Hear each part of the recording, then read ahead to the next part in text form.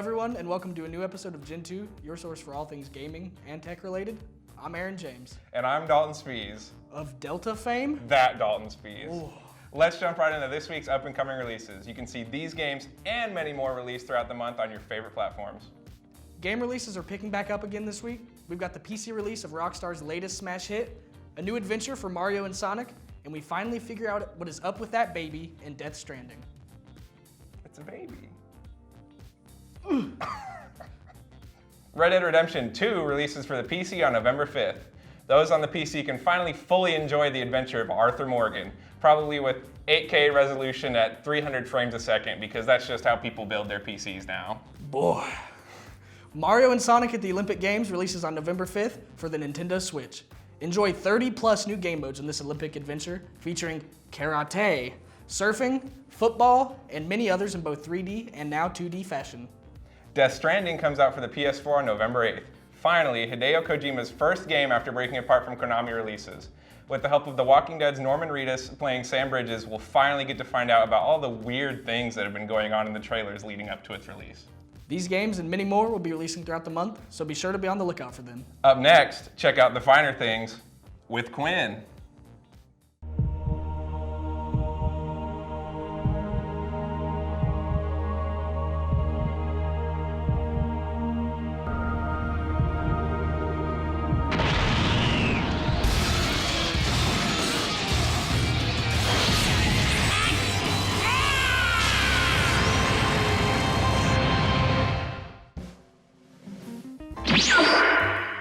Hey everybody, welcome to The Finer Things, the show where we examine games for their artistic value. As always, I'm your host, Quinn Foose. As you can see, I've mastered the instant transmission technique in preparation for today's episode.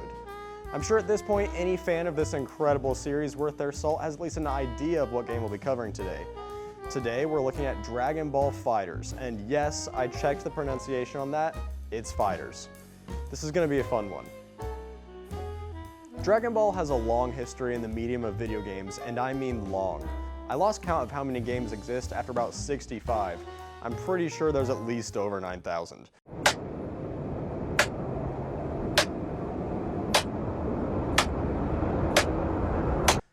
And that spans across 3 decades and countless handheld and traditional gaming console systems. Most of these games retold the story of Dragon Ball Z for players to relive the experience in a new way, though there have been some spin-off stories told. Instead of opting for yet another rehash of the anime series, FighterZ takes the road less traveled and tells us a new story. The story here is nothing too complex. The foe this time around is Android 21, and she comes from the Red Ribbon Army faction that debuted in the original Dragon Ball series and made another appearance in Dragon Ball Z before and during the Cell Saga. You must fight against her as well as countless clone copies of the Z Fighters in order to once again save the world. Even though there may be no obvious draw to this story over any other that could be told in the Dragon Ball universe, you won't find me turning down the opportunity to shoot Kamehameha waves at opponents anytime or any day. One thing that really helps this game to stand out from those that came before is the art style. Many previous games did a poor job of achieving the same look that we see in the manga and anime, but Dragon Ball FighterZ gets the closest to achieving this feat. Seeing series creator Akira Toriyama's style of drawing and animation while playing the game connects it in a much more direct way to the show, and this makes playing the game a joy no matter which fighter you're playing or which enemy you're crushing. If you, like me, are a mega fan of the Dragon Ball series, then do not miss out on this new adventure with Goku and friends in Dragon Ball FighterZ. And if you've already played it and still want more super fun Super Saiyan action, Dragon Ball Z Kakarot, a new action role-playing game from Bandai Namco, is coming out on July 16th, 2020, and it looks to be one of the best. Thank you for joining me once again on The Finer Things, and make sure not to miss the next episode when we examine a new game. Thanks for watching.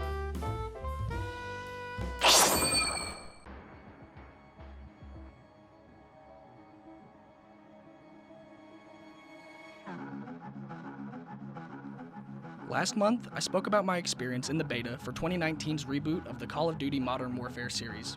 I enjoyed my time with the game, but had some qualms about spawns and camping, two things that are still in a rough spot in the game's life. After spending around a week with the game, I feel like I'm ready to give my thoughts on the multiplayer, as it's the only thing I've played so far. Weapon balance is overall pretty good from what I've experienced, other than the M4 being completely overused and seemingly causing more flinch than any other weapon. as well as some personal gripes I have with the 725 shotgun, I find that you really aren't at a disadvantage to others when you decide to switch things up. Gunsmith is great, and the amount of attachments you can use is pretty incredible. You can really make your weapons your own. My gripes with that are the amount of punishment to your ADS speed when you start throwing things on, as well as unlocking way more sights before other useful attachments. Camos are all done extremely well, and the challenges are doable, and other than leveling up your weapons, which go all the way to 70 or maybe higher, there's nothing that really seems like a chore, though this could change as I get deeper into some of the camo challenges. A huge problem I have with the game would be the maps. The number of maps for the standard multiplayer modes is 10, but somehow manages to feel much smaller as I seem to play the same 2 or 3 maps over and over again. It doesn't help that a few of the maps are pretty terrible. Hackney Yard, Granza Raid, and Gunrunner are all pretty good. Even though the overall pacing is still slow, there's enjoyment to be had, and I don't see many problems occurring with the spawns. On the other hand, Piccadilly, Euphrates Bridge, and Aeneas Palace all left me scratching my head. I have no idea what happened here, honestly. Piccadilly might be able to be saved if the spawns are fixed, and maybe they move some of the buses in the middle around, but as is, you can trap an enemy team pretty easily and the game will not flip their spawns for them. Euphrates is a sniper heaven, and you can barely get out of your spawn once the enemy gets control of the bridge, and it quickly becomes a one-sided fight. Aeneas Palace is too big for the limited number of ways to get from the outside of the map into the center courtyard where most of the action happens, and it also suffers from bad spawns. Overall, the game is good, and the gunplay is top of the line for Call of Duty. However, like I said, the map design is probably among the worst in the series. Because the maps are so bad, there's campers everywhere, and it can slow games down to a halt, as well as cause frustration if you decide to push the enemies due to lack of action, and then get taken out by a camper. I'm also skeptical about having no prestige system, because it is a staple of the series. With less than a full day of time played on the multiplayer, I think it's safe to say that I'll still be returning to this Call of Duty for a bit. I've barely scratched the surface, as I still have tons of attachments and camos to unlock for my weapons, as well as diving into the single player and special ops modes. Thanks for watching Gentoo. Tune into KNWT Channel 8 next week.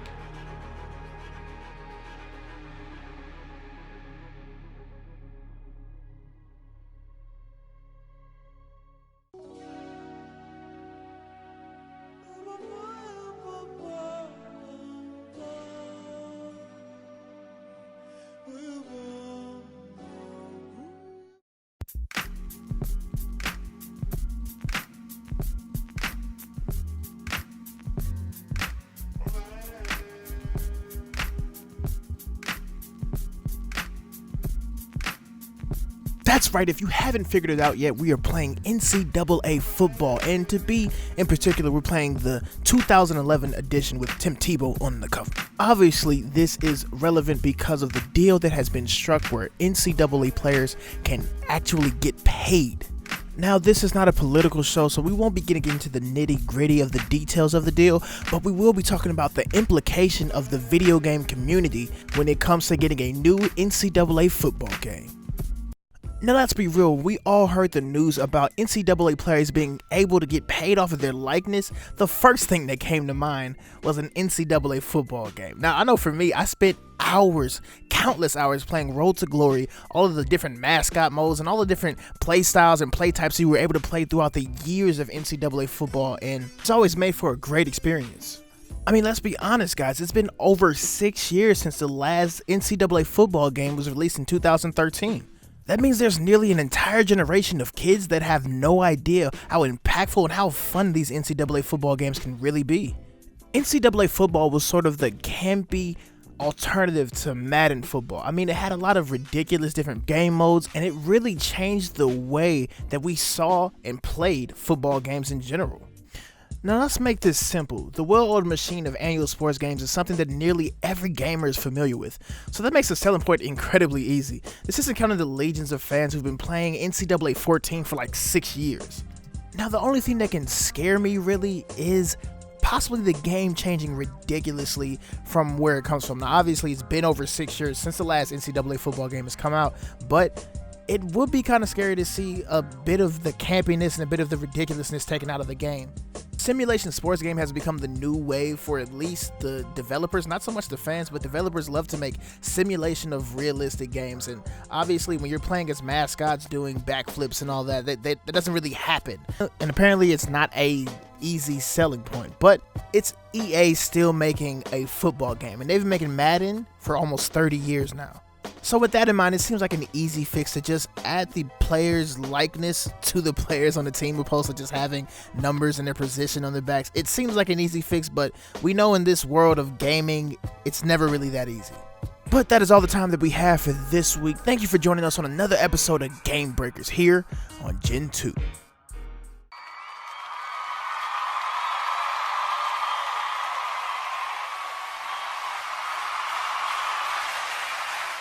Hello, everybody, and welcome back to another episode of Cooper Challenge Arena. It's good to be back, folks. And our special guest this week, if you haven't guessed it already, is my very own producer, Dalton Spies.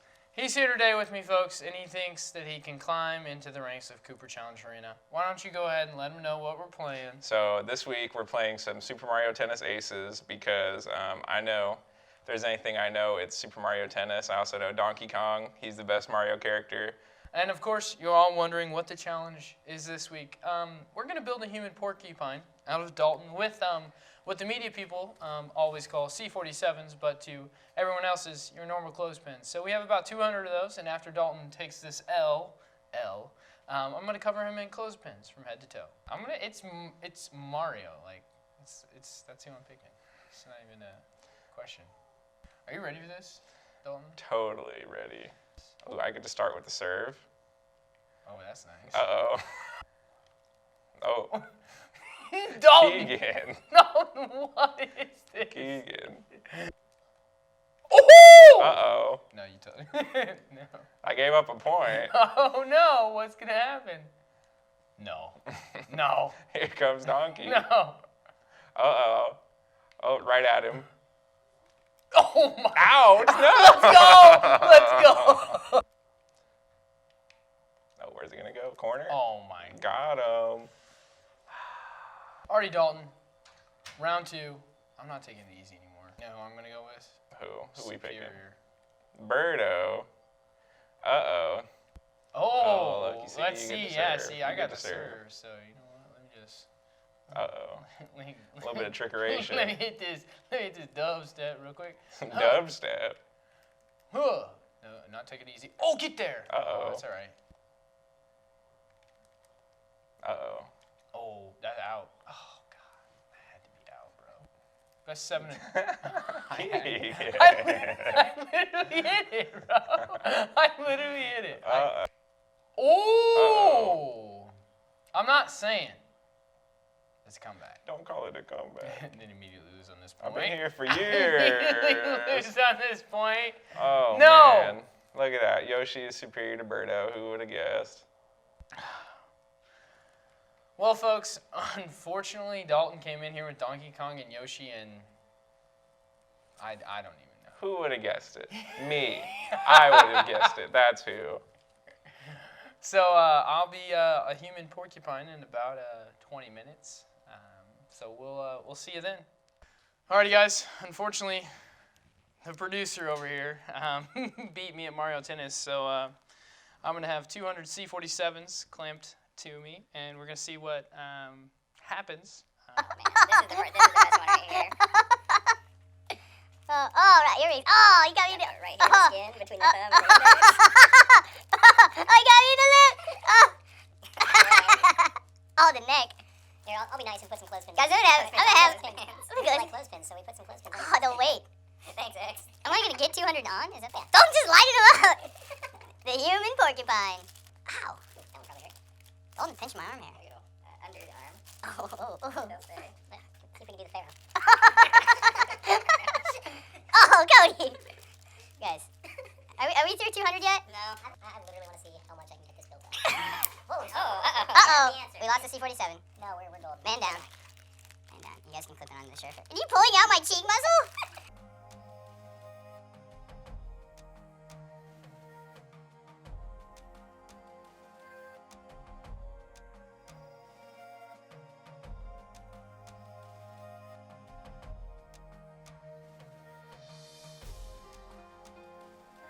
I feel like my arms are like 10 pounds heavier. Wait, don't give me one.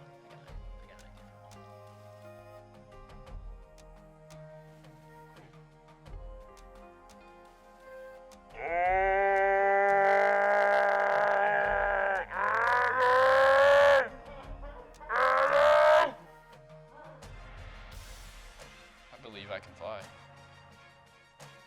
believe I can touch the sky. Do you need a C-47? Because I've got one. Right here, take it.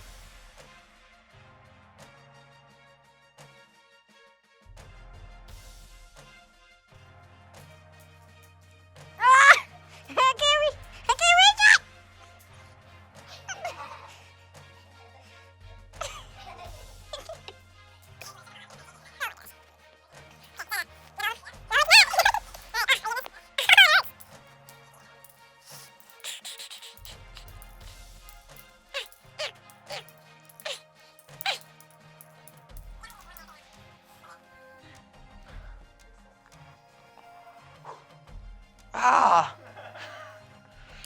Is that all?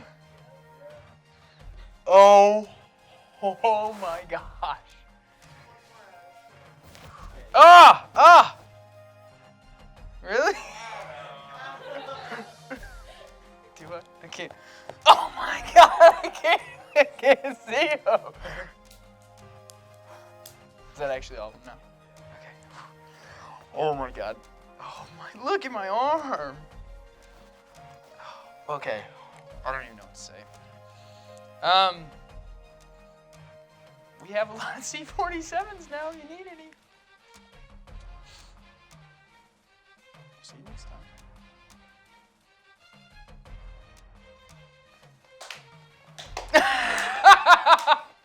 Oh my god. When you need help. Hey, I'm Dicey and welcome to DNDFD. Let's get started.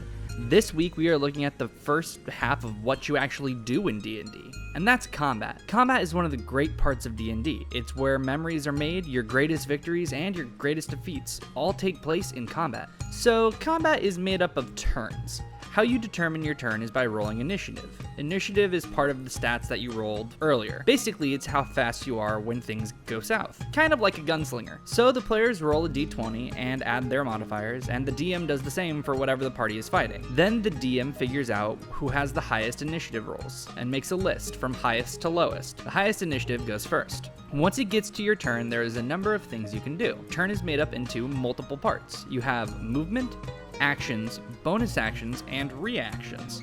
That's a lot of actions. You can do these things in any order, but simply put, you start with movement.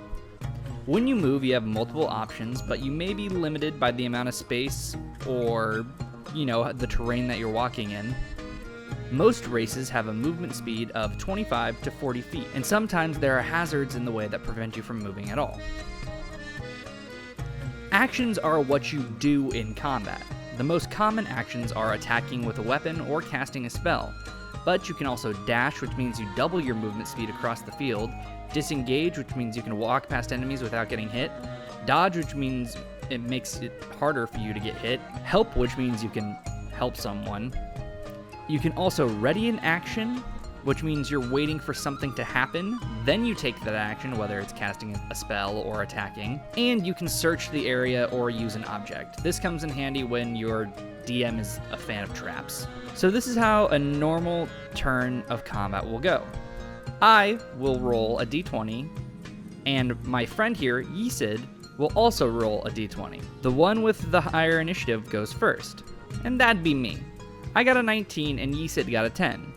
I'm going to first move the 15 feet to make sure I'm up in his face. Then I'm going to swing my sword at Yisid. I roll my d20 and I got a 10, which I add a +4 for my strength and a +2 for my proficiency, making my roll a 16. Yisid only has an armor rating of 15, so he takes 1d8 worth of damage. This is the simplest way to describe how a basic turn will happen, but you can do so much more. The only limit is really your creativity.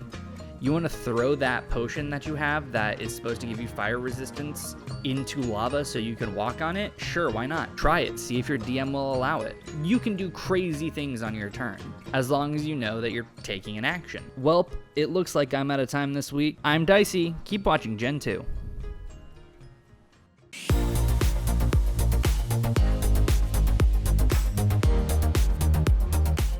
Hello, everyone, and welcome back to a new episode of Project Delta. As always, I'm your host, Dalton Spies, and with me this week is Quinn Foose. And this week, brand new Call of Duty Modern Warfare. It's the reboot, so whole new story and everything. Captain Price, he's back. I've heard Soap is back. Ghost may be back. He better be, because if he's not, I'll be very disappointed. But so, Quinn, like me, you probably have a long history with the Call of Duty series, as I just got totally annihilated. And so let me hear a little bit about your experience with Call of Duty. My experience with Call of Duty in general has been pretty rocky, I'd say. Yeah. I've always been not the greatest at the games, especially when I'm playing multiplayer, if I'm in the game. That sounds like me as of like the last 4 years. Yeah, like the current title, if I'm playing that one, I'm always getting wrecked. This one I've been having some better luck with though. It's slower paced and a little bit more tactical. See, now that's the thing that is totally irking me about this game is I always play fast. And so it seems like me, every time I try to cross the street, it's like, oh, there's like 5 guns in my face. So it's really not going good for me. But I would like to know, what is your favorite game in the series so far? Oh, my favorite game in the series so far, so I really enjoyed Black Ops 1 and 2, mainly for their offline components.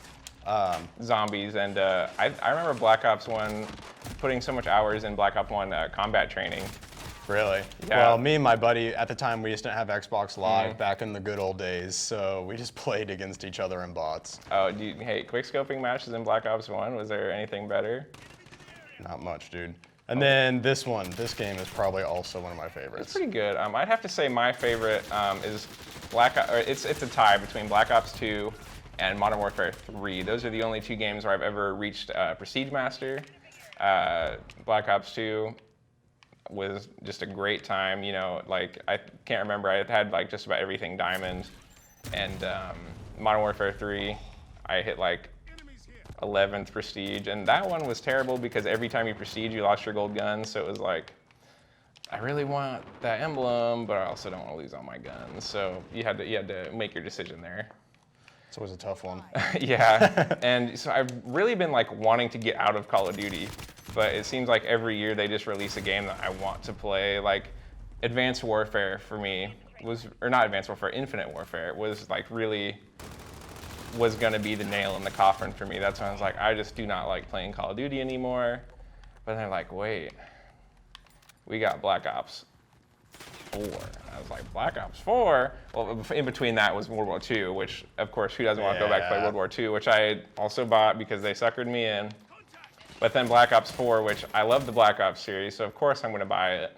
And I didn't really play it that much because, the dorm internet is atrocious. Not very nice to those who use it. Yeah, I bought Black Ops 4 pretty much exclusively for the Blackout mode, and then barely played it. Exactly.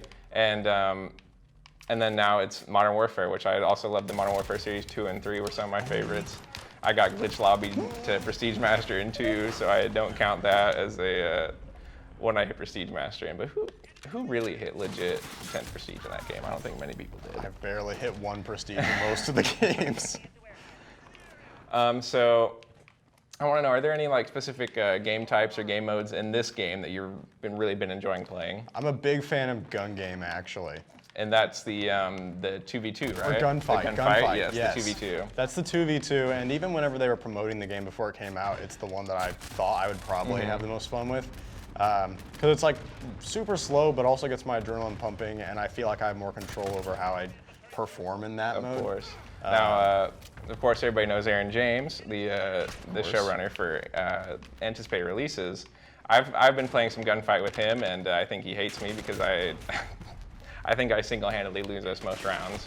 But it's all about the fun, and it's really no fun because I just really am bad at this game. But hopefully, you're having a little bit more success than I am. It depends. It depends on the night, my man. Sometimes it's just not there, and sometimes I'm rocking it. So with this game, one of the things I like is there's a lot more bigger team game modes. There's 20-player TDM, 20-player DOM, and of course there's the new Ground War, which is 16v16, I believe. I thought it was bigger than that. Might be 32v32, but it's definitely bigger, and it's basically like a giant game of domination where you can just kind of like choose different spawn points. Basically like a Battlefield game. Yeah. Minus the destructible environments, which is like usually the most fun part about Battlefield games. So it kind of works. It kind of works. I actually like that it's less hectic than a Battlefield game, and I can kind of think more clearly in a match of that game versus a Battlefield round. I'm not sure why, but I kind of plot things better, plan better, and it's a better experience, I think, actually. And I was saying earlier about how I like to play fast-paced. You know, I'm not really one to just kind of sit in a corner and hope the kills come to me. I just kind of like run around. How do you usually like prefer to attack in Call of Duty? I definitely prefer to be more aggressive. It does not work out for me. Yeah, I'm feeling that one. I definitely have to be a lot more defensive and try to use like footsteps to my advantage and things like that. That's the number one advantage you can always have when you're playing Call of Duty game. Make sure you got a good headset, because in this game especially, you can hear footsteps from like a mile away. Honestly, the footsteps are probably a little bit too loud in my opinion, because I can't always tell if they're in the room next to me or like 2 rooms over. Sometimes they sound like right next to me. Always got to be alert. And now I unfortunately have not gotten like any time in with the campaign. So I was wondering, have you gotten in touch at all? And if you haven't, what are you really hoping to see in the campaign? I haven't gotten in touch with it very much. I'm kind of hoping that we don't have too many missions that are just run and gun spraying. I tend to like the slower paced stuff out of Call of Duty campaigns, but I really don't know what to expect out of them since we didn't have a campaign last year. Yeah, see, now that's like one thing that Call of Duty tries to do, which I think Halo does a lot better, is Call of Duty tries to make you like a one-man army, when really you're just like a regular person. You're not like a superhuman or anything. But like Halo, it makes sense in that like universe, because like, you know, Spartans are these like super soldiers who are supposed to just be like better than everyone else. Yeah, I definitely try to be that one-man army in multiplayer. In multiplayer. Yeah. Well, thank goodness it's not like Modern Warfare 2 one-man army where people just sit there and spam grenade launchers all day, because, you know, Modern Warfare 2, man, that was quite the game. I missed out on Modern Warfare 2. I did too. I actually was going to ask you, when was your first experience with Call of Duty? First experience with Call of Duty would have been the original Black Ops, the very first one. Zombies, mainly with my buddy, trying to beat our record like every freaking weekend. Now that's also me. My first experience was with Black Ops 1. I got it for Christmas, so you know I was a Christmas noob. And so I didn't really get like a ton of like playing time into that game, because I was still like new to it and I was still really bad. But I do remember like, you know, just playing private matches with my friends, like trying to get ninja diffusions and like quick scope and all that stuff. Like really just like Call of Duty is always that game where I think about back when I was in middle school and I get home and I just like sit on Xbox for like 5 hours straight with my friends, just doing like the stupidest stuff you could imagine, but like having the greatest time. So really, like Call of Duty for me, it's usually just a game that brings back some memories, and it's why a lot of people are pushing for like remakes of Modern Warfare 2, and that's why this game mostly got made, is because people want Modern Warfare back. And so, you know what, they got it. I'm kind of a little bit disappointed there's not a Battle Royale, but every game has it, so I can just go and play a different game. You want a Battle Royale I love out of this? To hate Battle Royales. You know, bring back Fortnite Season 2, Chapter 2, Book Number 2. It's coming back. Apex Legends is going down. You can write that one down, Aaron.